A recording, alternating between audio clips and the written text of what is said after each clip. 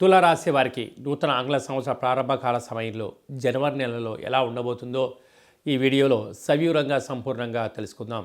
తులారాశిలో ఏ నక్షత్రాలు వస్తాయి అనగా చిత్తా నక్షత్రంలోని 3వ పాదం, 4వ పాదం, స్వాతి నక్షత్రంలోని 4 పాదాలు, విశాఖ నక్షత్రంలోని 1, 2, 3 పాదం కలిపితే తులారాశి అవ్వడం జరుగుతుంది.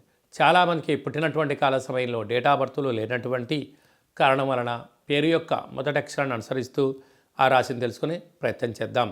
రా, రీ, శ్రీ, రు, రే, రో, తా, తి, తు, తే అక్షరాల వారతుల తులారాశి జాతకులే. తులారాశి యొక్క అధిపతి శుక్ర భగవానుడు.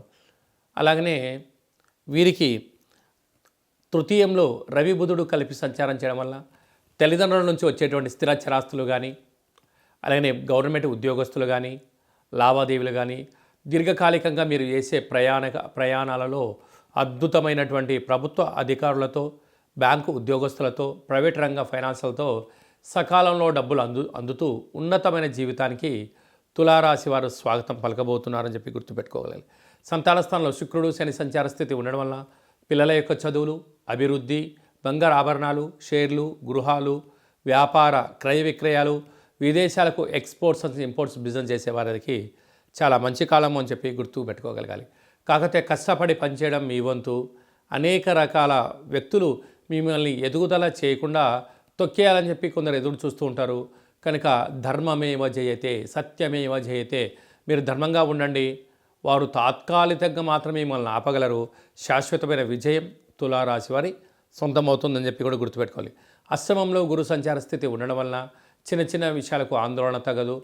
దూర, వాయు, జల ప్రయాణాల్లో కొన్ని స్వల్పమైన మార్పులు చేసుకోవడం ఉత్తమోత్తమం.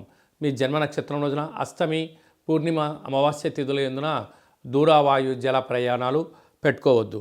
రాజ్యస్థానంలో కుజుడు సంచారం చేయడం వలన పై అధికారులతో సహా ఉద్యోగస్తులతో, కింది స్థాయి ఉద్యోగస్తులతో స్వల్పమైనటువంటి మాటల అభిప్రాయ భేదాలు వచ్చే అవకాశాలు ఉన్నాయి.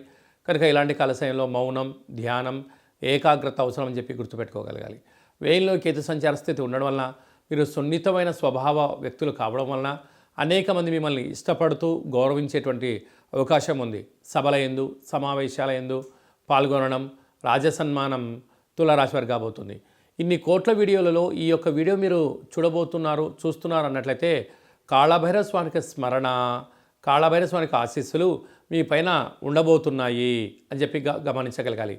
అంటే కాళభైరవ స్వామికి స్మరణ, ధ్యానము, పూజ, ముడుపు, దీపం పెట్టే సమయం ఆసన్నమైందని చెప్పి మీరు గుర్తుపెట్టుకోగలగాలి.